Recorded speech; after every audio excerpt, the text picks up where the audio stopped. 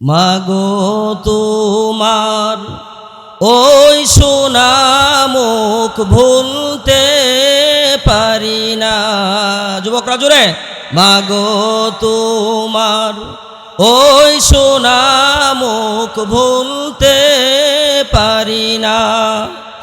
মুচকি হেসে খোকা ডাকটি শুনতে যে আর পাই না মা। যাদের মা নাই মনে পড়ছে মায়ের কথা, কথা কয় না, মায়ের কথা মনে পড়ছে। মুচকি হেসে যে ডাকটা দিছে, আব্দুর রহমান, আব্দুল আজিজ বাবা এদিকে আসো। কবরে শুয়ে রয়েছে মা, এখন কেউ ডাক দেয়? আওয়াজ দিয়ে বলেন, ডাক দেয় কেউ? মাগো তোমার ওই সোনা মুখ ভুলতে পারি না। মুচকি হেসে খোকা ডাকটি শুনতে যে আর পাই না মা। মাগো তোমার ওই সোনা মুখ ভুলতে পারি না। আমিন বলি। এ মা বোনেরা, বিবি রহিমা কেমন গুণে গুণান্বিত ছিল, একটু গভীর মনোযোগ দিয়ে শোনো মা। বিবি রহিমা চিন্তা করলো স্বামী অসুস্থ, তার মুখে কেমনে খানা উঠাইয়া দিব। চিন্তা করে সিদ্ধান্ত নিল মানুষের বাড়িতে বাড়িতে কাজ করতে যাবে। মানুষের বাড়িতে গিয়ে কাজ করে এরপরে যা উপার্জন করে ওগুলি আইনা নিজে খায়, স্বামীকে খাওয়ায়। কিছুদিন পরে শয়তানের এটা সহ্য হলো না, শয়তানের সহ্য হলো না। শয়তান ধোঁকা দিল। শয়তান আবার সমাজের মানুষগুলিকে ধোঁকা দিল যে ওই যে দেখো রহিমা তোমাদের বাড়িতে বাড়িতে কাজ করে, তার স্বামী কিন্তু কুষ্ঠরোগী অসুস্থ, যদি তার হাতে তোমরা কাজ করাও, তাকে যদি বাড়িতে আসতে দাও, তাহলে তোমাদেরও কিন্তু সেই রোগ হবে। নাউজুবিল্লাহ বলেন, তোমাদেরও কিন্তু সেই রোগ হবে। এখন মানুষজন কাজ বন্ধ করে দিল, রহিমাকে আর কোনো কাজ দেয় না, রহিমাকে আর কোনো কাজ দেয় না। মন ভার করে যখন ফিরে গেলেন, ইবাদত বন্দেগী করে আবার আর একটা বাড়িতে গেলেন। ওই মহিলাকে বললেন আমাকে সামান্য একটু কাজ দাও। মহিলা হঠাৎ করে বিবি রহিমার মাথার দিকে তাকায়া দেখে বিবি রহিমার মাথার চুল হাঁটু পর্যন্ত লম্বা। আল্লাহু আকবার। মহিলার কাছে ভালো লাগলো। মহিলা প্রস্তাব দিল, তোমাকে কাজ দিতে পারি, শর্ত আছে, তোমার মাথার চুল যদি কাইটা আমাকে অর্ধেক দিয়ে দাও, তাহলে আমি তোমাকে কাজ দিব। বিবি রহিমা চিন্তা করতেছে, আমার মাথার চুলগুলি লম্বা, আমার স্বামী বিছানার থেকে যখন উঠতে পারে না তখন আমার মাথার চুলগুলি আমি ছেড়ে দেই। আমার স্বামী আমার মাথার চুলগুলি লাঠির আকারে, লাঠির মতো ব্যবহার করে আমার চুলগুলি ধইরা ধইরা আমার স্বামী উঠে এরপরে বাহিরে হাজতে যায়। আমি যদি চুল কেটে দেই তাহলে আমার স্বামীকে আমি চুল কেমনে দেখাবো, মুখ কেমনে দেখাবো? কিন্তু নাসুরবান্দি কাজ না করলে খাবে কি? এক পর্যায়ে সিদ্ধান্ত নিয়ে চুলগুলি কেটে দিলেন, অর্ধেক চুল কেটে দিলেন এবং কাজ করলেন। কাজের বিনিময়ে যখন বাড়ির দিকে রওনা করলেন, ওই দিক দিয়া শয়তান সুন্দর সুরত ধারণ করিয়া আইয়ুব আলাইহিস সালাতু ওয়াস সালামের কাছে আসছে। আয়েশা আইয়ুব নবীকে ধোঁকা দেওয়ার চেষ্টা করতেছে। আইয়ুব নবীকে বলতেছে, শোনো, তোমার স্ত্রী বদ চরিত্র হয়ে গেছে, তোমার স্ত্রী মানুষের বাড়িতে চুরি করেছে, এজন্য তোমার স্ত্রীর মাথার চুল কেটে দিয়েছে, তোমার স্ত্রীর চরিত্র ভালো না। এইভাবে যখন বলে চলে গেল শয়তান, আইয়ুব আলাইহিস সালাতু ওয়াস সালাম মানুষ হিসেবে মনের মধ্যে একটু সন্দেহ লাগাটাই স্বাভাবিক, কথা বলেন ঠিক কিনা? আইয়ুব আলাইহিস সালাতু ওয়াস সালাম চিন্তা করলেন আগে বাড়িতে আসুক, দেখা যাক। বিবি রহিমা যখন বাড়িতে আসলেন, আসার পরে খানার আয়োজন করে স্বামীর সামনে যখন খানা দিলেন, আইয়ুব আলাইহিস সালাতু ওয়াস সালাম বিবি রহিমার সাথে কথাও বলে না, খানায়ও খায় না, মন ভার করে বসে আছে। এরপরে বিবি রহিমা ডাক দিয়ে বলে, স্বামী আমার কি হয়েছে আপনার? বলে, তোমার মাথার চুলগুলি আমাকে দেখাও। যখন মাথার চুল বের করেছে দেখে আসলে মাথার চুল কাটা, তাহলে সন্দেহ বাড়ছে না কমছে? কথা কন, বাড়ছে না কমছে? সন্দেহ বাড়ছে। রাগ হয়ে বলতেছে, যা আমার কাছ থেকে তুই বিদায় নিয়ে যা, তোর মতো বচ্চরিত্রের স্ত্রী আমার দরকার নাই, যা আমার কাছ থেকে বিদায় নিয়ে যা। বিবি রহিমা আইয়ুব আলাইহিস সালাতু ওয়াস সালাম স্বামীর কাছ থেকে কিছু দূর যায় অবস্থান করতেছে আর আল্লাহর কাছে দোয়া করতেছে, চোখের পানি জড়ায়া দোয়া করতেছে আর কাঁদতেছে, বলতেছে, আল্লাহ, তিনজন বিবি চলে গেছে, আমি আমার স্বামীর খেদমত করতেছি সন্তুষ্টি অর্জনের জন্য, জান্নাত কামাই করার জন্য। আল্লাহ গো, আমার স্বামী আমার উপরে নারাজ, আমি তো কোনো অন্যায় করি নাই, আল্লাহ তুমি আমার স্বামীর ভুলটা ভাঙিয়ে দাও। এই দুনিয়াতে আল্লাহ পাক রব্বুল আলামিন এমন একজন পয়গম্বর দান করেছিলেন, পাঠাইছিলেন, যার নাম হচ্ছে পয়গম্বর আইয়ুব আলাইহিস সালাম। কি নাম বলেন? নবীর নাম জুড়ে বলেন, পয়গম্বর আইয়ুব আলাইহিস সালাম। আল্লাহ তাআলা কঠিনভাবে শক্তভাবে পরীক্ষা নিয়েছেন, কিন্তু আল্লাহ যত কঠিন পরীক্ষাই নেন না কেন, নবী রাসূলরা হলো কামিল মুমিন, তাদের ঈমান পরিপূর্ণ। কথা বলেন ঠিক কিনা? যার কারণে পরীক্ষা যত নেয় তারা পরীক্ষাতে পাশ করে তত বেশি। সুবহানাল্লাহ বলেন। তো আইয়ুব আলাইহিস সালাতু ওয়াস সালামের জীবনী থেকে কিছু কথা বলবো। এখানে পুরুষদেরও শিক্ষা আছে, মা বোনদেরও শিক্ষা আছে। আমার মা বোন যারা আছেন দিলের কান লাগিয়ে শুনবেন। কেন বলে, এখানে স্বামী স্ত্রীর হকের ব্যাপারে কথা আছে।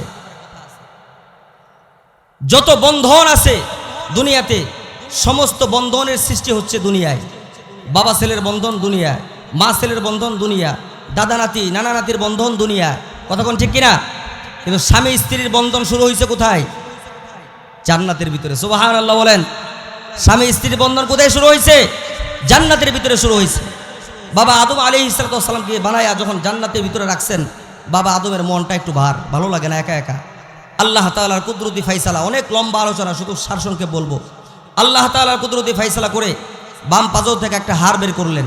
হাড় বের করে আল্লাহ তাআলা আম্মাজান হাওয়া আলাইহিস সালাতু ওয়াস সালামকে সৃষ্টি করলেন। সুবহানাল্লাহ বলেন। তো বাবা আদমকে সৃষ্টি করলেন সমস্ত মাখলুকাতের সামনে।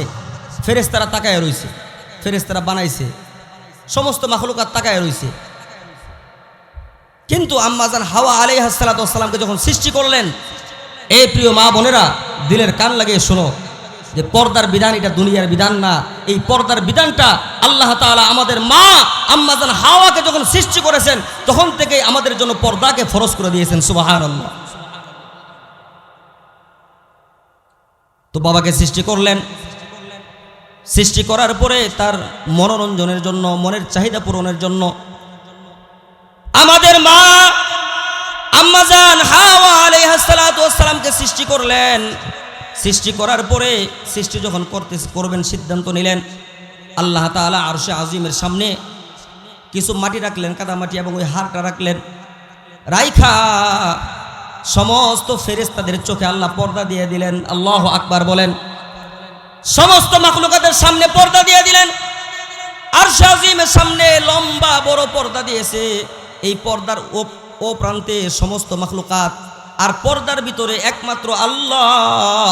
পর্দার ভিতরে আর কারো অংশীদারিত্ব নাই। আল্লাহু আকবার।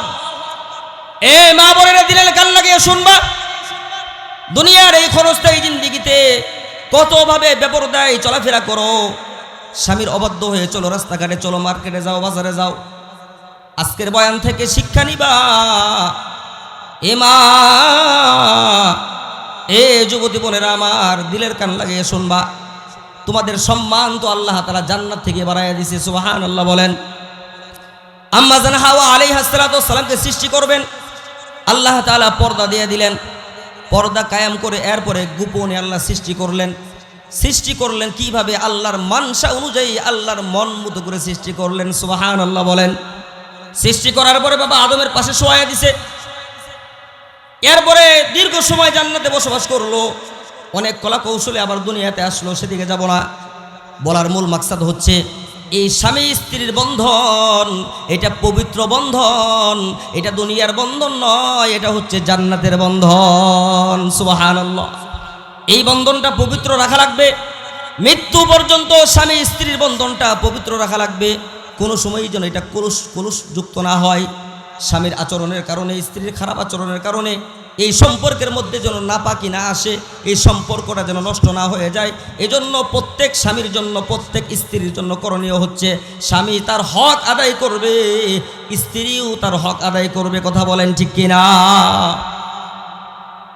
স্বামী যেহেতু গার্ডিয়ান, স্বামী আগে হক আদায় করবে, কারণ স্ত্রী তার ঘরে নিয়ে আসছে। এটা তার চাকরানি না, এটা তার কাজের বুয়া না, এটা তার কাজের মহিলা না। যে স্ত্রী হিসেবে আমি যাকে গ্রহণ করে আমার বাড়িতে আনছি, এ কোনো না কোনো বাবার কলিজার বুটা, কথা বলেন ঠিক কিনা? এ কোনো না কোনো মায়ের কলিজার বুটা। আমি একজন বাবার কলিজার বুটা, একজন মায়ের কলিজার বুটাটা আমার স্ত্রী বানায় আমি বাড়িতে আনছি। এটার জন্য আমি চাকরানির মতো ব্যবহার করব, গোলামের মতো ব্যবহার করব, এটা ভদ্র স্বামীর কাজ না, কথা বলেন ঠিক কিনা? এজন্য স্ত্রীর হক স্বামীর উপরে যেগুলি আছে, স্ত্রীর ভরণ পোষণ করা, তার ইজ্জতের প্রতি খেয়াল রাখা, সন্তানের সামনে বাবা মার নাম ধরে গালি দেয় এমন স্বামী আছে না নাই? এই জোরে বলেন, আছে না নাই? সন্তানের সামনে স্ত্রীকে বাবা মার নাম ধরে গালি দেয় এমন স্বামী আছে না নাই? সন্তানের সামনে মাথার চুল ধরিয়ে আঘাত করে সন্তানের সামনে গালে মুখে থাপ্পড় দেয় এমন বদনসিব স্বামী সমাজে আছে না নাই?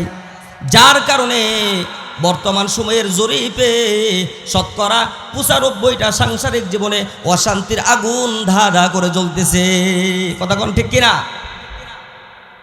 তো এই সন্তান ওরকমই হবে, কারণ শিখতেছে তো, দেখতেছে আর শিখতেছে। এজন্য স্বামী যদি স্ত্রীর হক আদায় করে, কিভাবে হক আদায় করবে? আল্লাহর হাবিব সাল্লাল্লাহু আলাইহি ওয়াসাল্লাম হচ্ছে আমাদের মডেল। আল্লাহর হাবিব সাল্লাল্লাহু আলাইহি ওয়াসাল্লাম স্বামীদের মডেল। আল্লাহর হাবিব বলেন স্ত্রীকে কিভাবে পরিচালনা করবা। বলে যখন বাড়িতে যাইবা, যদি দেখো স্ত্রী কাজ করতেছে, তুমি একটু তার কাজের সহযোগী হও, তার কাজে একটু সাহায্য করো, তাহলে তোমার কাজে সে সাহায্য করবে, কথা বলেন ঠিক কিনা? মাঝে মাঝে একটু আনন্দ করা। মুফাসসিরিনে কেরাম বলেন স্ত্রীর যদি অসুস্থতা হয়, মাঝে মাঝে তাকে সেবা যত্ন করা। তুমি স্বামী, তোমার যদি অসুস্থ হয় তাহলে স্ত্রী মাথায় তৈল দিয়ে দেয়, মাথায় পানি ঢেলে দেয়, পায়ে তৈল মেখে দেয়, কথা বলেন ঠিক কিনা? স্ত্রীও যদি অসুস্থ হয়ে যায়, স্বামীর হক হচ্ছে তার সাধ্য অনুযায়ী সেও স্ত্রীর খেদমত করবে, তার রান্না বান্নার কাজে সাহায্য করবে। এইভাবে যদি স্বামী যদি ভালো আচরণ করে, তাহলে দুনিয়ার কোনো মহিলা খারাপ আচরণ করতে পারবে না, কথা বলেন ঠিক কিনা? এরপরে মা বোনদেরকে বলবো, স্বামী এমন দামি সম্পদ। আল্লাহর হাবিব সাল্লাল্লাহু আলাইহি ওয়াসাল্লাম নসিহত করতেছেন, সাহাবায়ে কেরাম সামনে বসা। এমন সময় একটা উট আয়েশা নবীজির পায়ে সাজদা করছে। সাহাবায়ে কেরাম বলেন, ইয়া রাসূলুল্লাহ, উট যদি আপনাকে সাজদা করে, তাহলে আমরা আপনার সাহাবী, আমরা কেন আপনাকে সাজদা করতে পারবো না? আল্লাহর হাবিব সাল্লাল্লাহু আলাইহি ওয়াসাল্লাম বলেন, শোনো, মানুষকে সাজদা করা হারাম। যদি সাজদা করা জায়েজ থাকতো, তাহলে দুনিয়ার সমস্ত স্ত্রীদেরকে বলতাম তারা যেন সকাল সন্ধ্যা তাদের স্বামীর পায়ে সাজদা করে। আল্লাহু আকবার। এ মা, এ যুবতী বোন, স্বামী এটা জান্নাতি সম্পদ। স্ত্রী যদি মারা যায়, স্বামী যদি বলে আমার স্ত্রীটা ভালো ছিল, আল্লাহর হাবিব বলেন ওই স্ত্রী বিনা হিসেবে জান্নাতে যাবে, সুবহানাল্লাহ বলেন। তাহলে স্বামীর খেদমত করে স্বামীকে সন্তুষ্ট করতে হবে।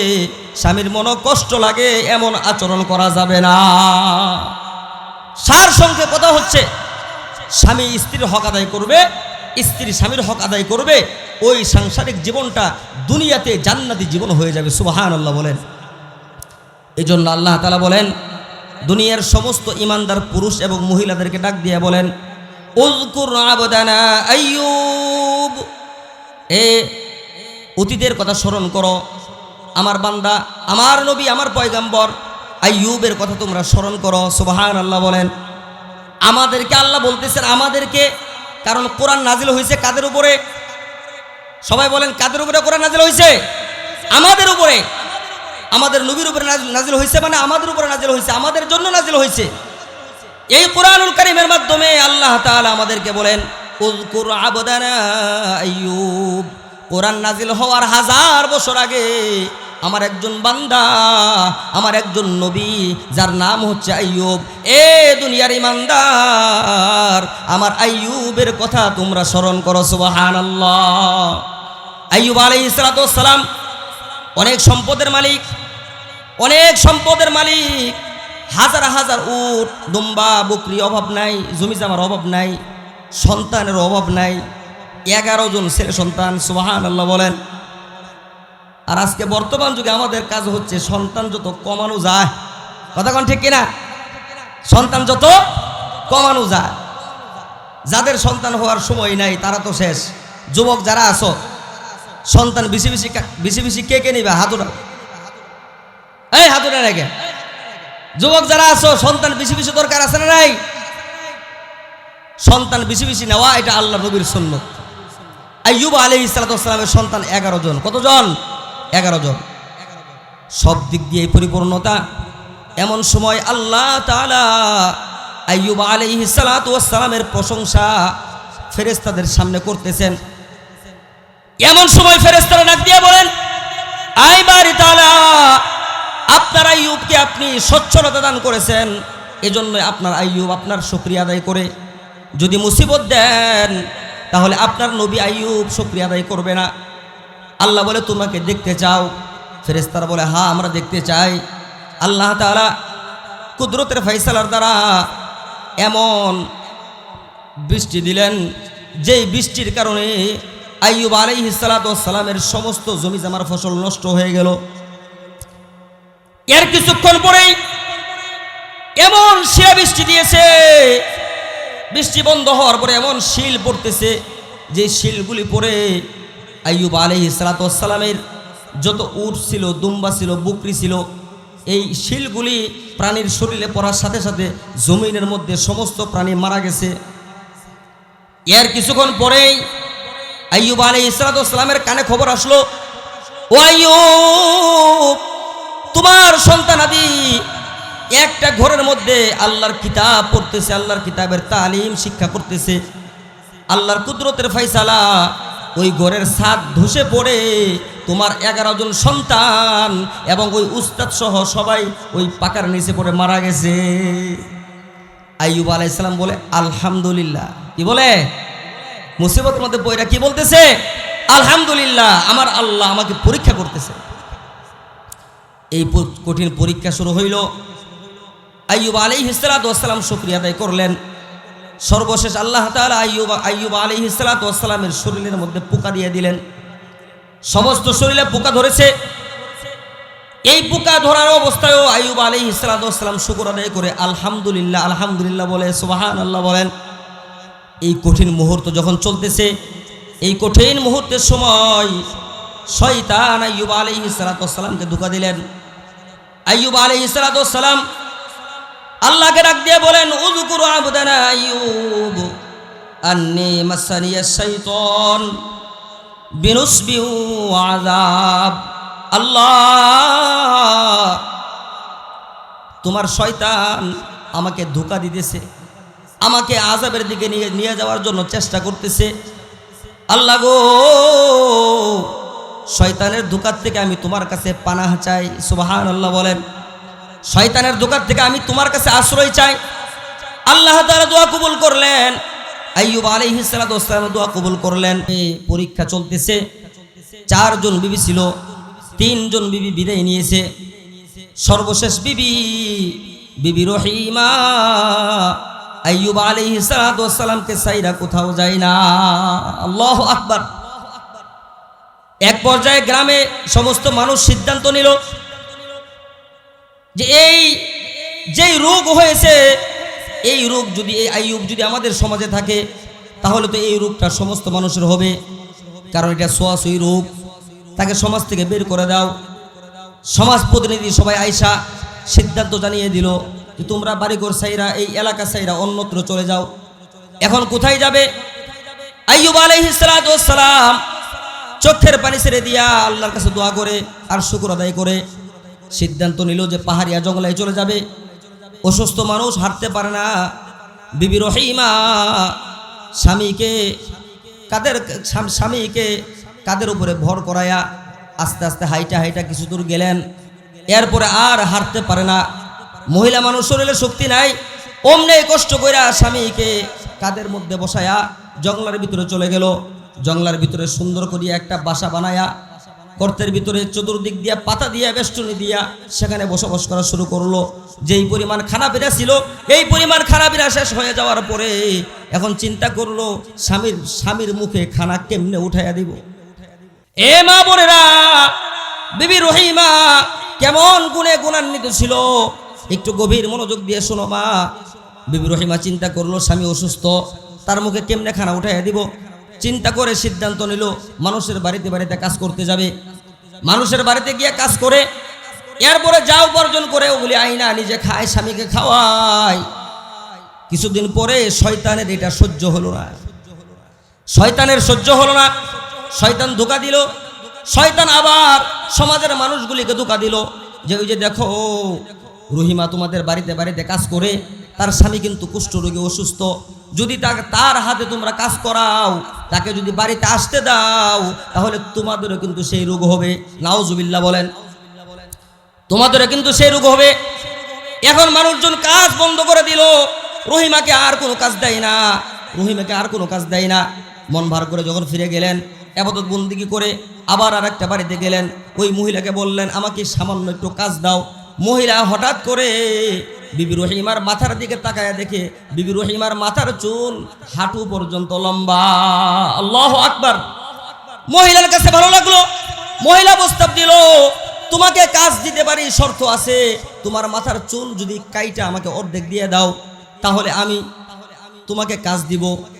বিবি রহিমা চিন্তা করতেছে আমার মাথার চুলগুলি লম্বা, আমার স্বামী বিছানার থেকে যখন উঠতে পারে না তখন আমার মাথার চুলগুলি আমি ছেড়ে দেই, আমার স্বামী আমার মাথার চুলগুলি লাঠির আকারে লাঠির মতো ব্যবহার করে আমার চুলগুলি ধইরা ধইরা আমার স্বামী উঠে এরপরে বাহিরে হাজতে যায়। আমি যদি চুল কেটে দেই তাহলে আমার স্বামীকে আমি চুল কেমনে দেখাবো, মুখ কেমনে দেখাবো। কিন্তু নাসুরবান্দি কাজ না করলে খাবে কি? এক পর্যায়ে সিদ্ধান্ত নিয়ে চুলগুলি কেটে দিলেন, অর্ধেক চুল কেটে দিলেন এবং কাজ করলেন। কাজের বিনিময়ে যখন বাড়ির দিকে রওনা করলেন, ওই দিক দিয়া শয়তান সুন্দর সুরত ধারণ করিয়া আইয়ুব আলাইহিস সালাতু ওয়াস সালামের কাছে আসছে। আয়েশা আইয়ুব নবীকে ধোঁকা দেওয়ার চেষ্টা করতেছে। আইয়ুব নবীকে বলতেছে শোনো, তোমার স্ত্রী বদ চরিত্র হয়ে গেছে, তোমার স্ত্রী মানুষের বাড়িতে চুরি করেছে, এজন্য তোমার স্ত্রীর মাথার চুল কেটে দিয়েছে, তোমার স্ত্রীর চরিত্র ভালো না।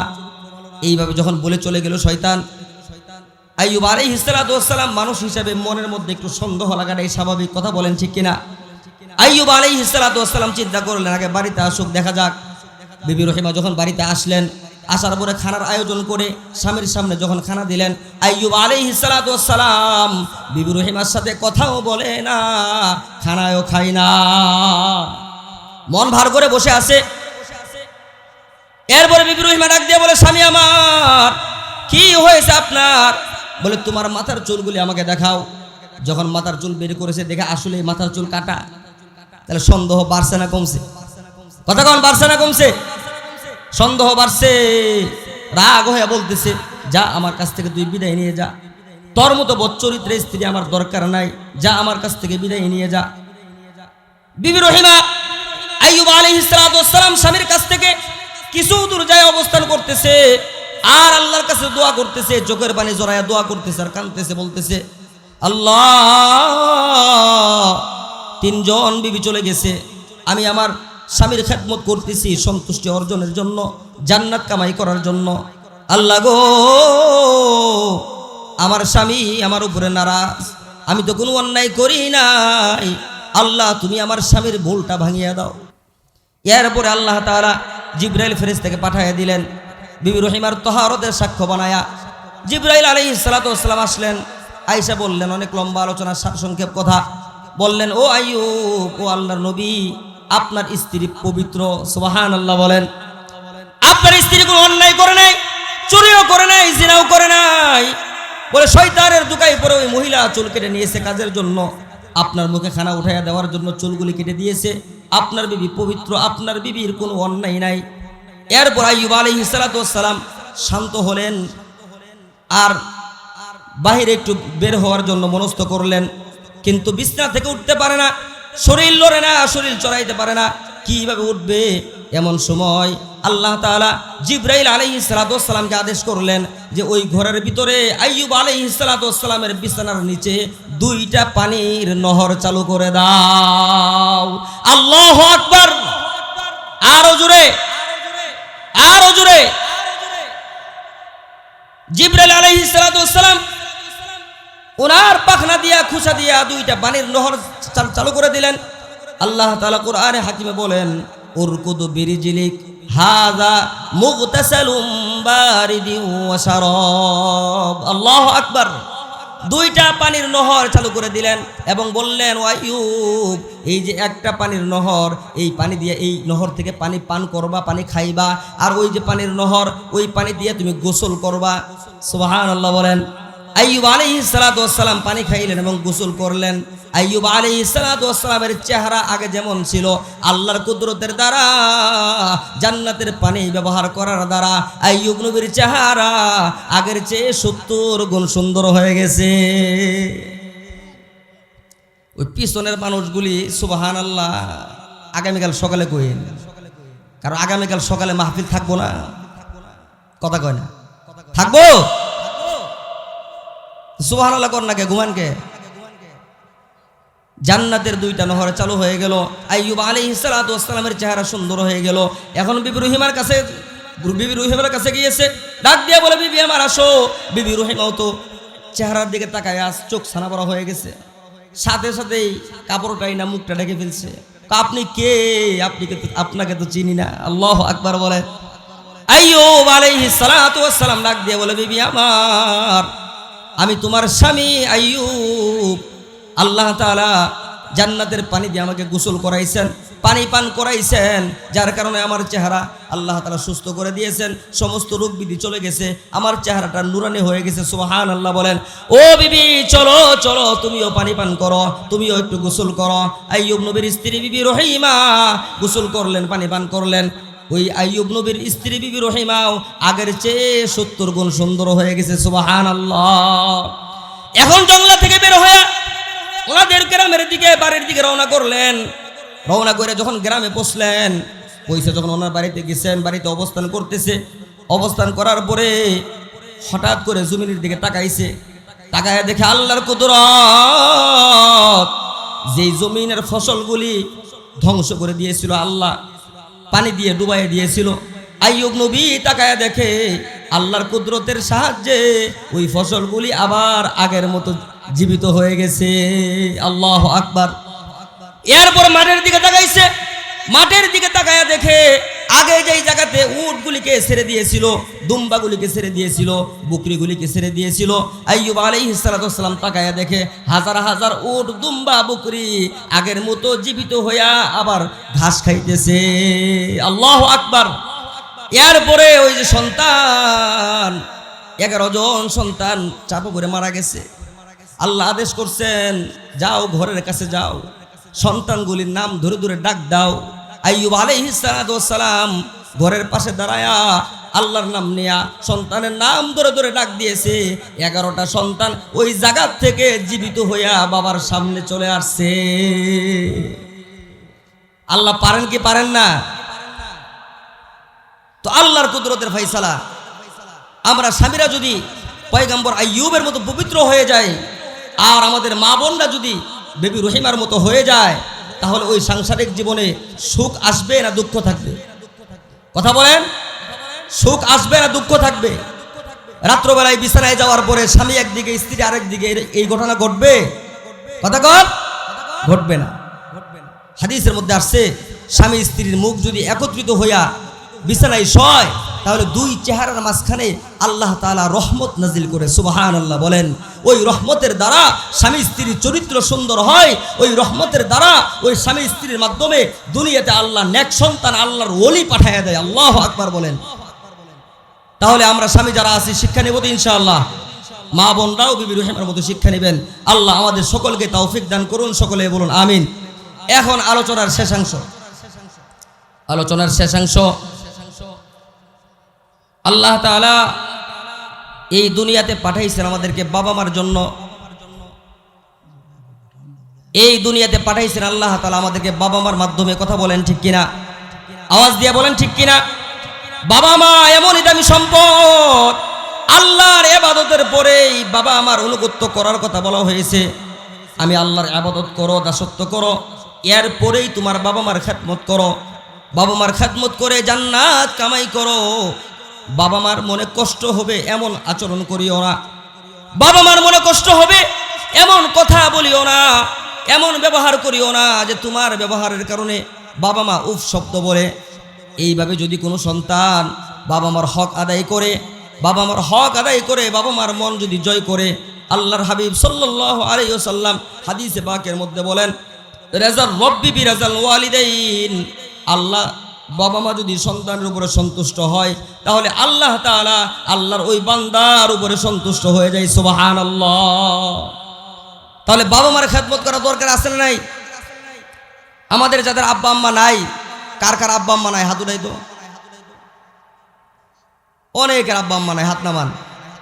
যাদের আব্বা আম্মা নাই তাদের রাস্তাও খোলা আছে। আল্লাহর হাবিব সাল্লাল্লাহু আলাইহি ওয়াসাল্লাম বলে গিয়েছেন, আব্বা আম্মা নাই, জীবদ্দশায় বিয়াদবি করেছো, মনে কষ্ট দিয়েছো, ক্ষমা নেওয়ার সুযোগ পাও নাই, মাফ চাওয়ার সুযোগ পাও নাই। এ সন্তান, ওই মৃত বাবা আমার জন্য তুমি কিছু আমল করো, 2 রাকাত নফল নামাজ পড়ো, একটা সূরা ইখলাসের সূরাটা পাঠ করো, একটু দান সদকা করো, একটু আমল করে বাবার কবরে পাঠাও। তাহলে হাসরের ময়দানে দুনিয়াতে অসন্তুষ্ট নিয়ে কবর গেলেও ওই আমলগুলিকে উসিলা করে হাসরের ময়দানে বাবা মা সন্তানের উপর সন্তুষ্ট হয়ে যাবে। সুবহানাল্লাহ। এই জন্য আব্বা আম্মা যাদের নাই, আমাদেরও রাস্তা খোলা আছে না নাই? আমরা তাদের জন্য সাধ্য অনুযায়ী আমল করব, তাদের কবরে পাঠাবো। তাহলে তাদের কবরে আল্লাহ শান্তি দান করবে। আল্লাহ তাআলা হাসরের ময়দানে আসামির কাঠগড়া থেকে আমাদেরকে মুক্তি করে দিবে। আর আব্বা আম্মা যাদের আছে, মন খুলে প্রাণ খুলে মৃত্যু পর্যন্ত খেদমত করব। পারবো তো ইনশাআল্লাহ? আল্লাহ তাআলা আমাদের সকলকে তৌফিক দান করুন।